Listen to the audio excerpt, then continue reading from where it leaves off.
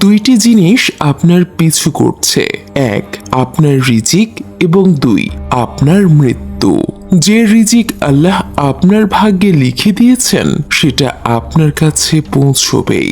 আপনার টাকা, আপনার ঘর, আপনার সম্পদ, আপনার খাবার, আপনার বাচ্চা এবং আপনার জীবন সঙ্গী, এই সমস্ত কিছুই আপনার রিজিক। আপনার মৃত্যু ততক্ষণ আসবে না যতক্ষণ না আপনার ভাগ্যে লেখা সমস্ত রিজিক আপনার কাছে পৌঁছবে।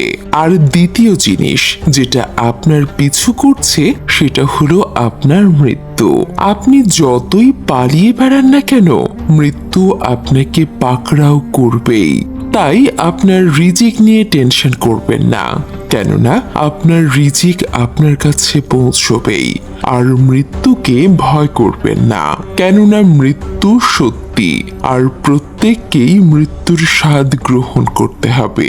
যদি আপনি চান যে আপনার ভালো মৃত্যু হয় আর মৃত্যুর পরবর্তী জীবন সুন্দর হয়, তাহলে দুনিয়াতে সেটার প্রস্তুতি গ্রহণ করুন আর ভালো জীবন যাপন করুন, যাতে মৃত্যুর পরবর্তী জীবনটা সুন্দর হয়।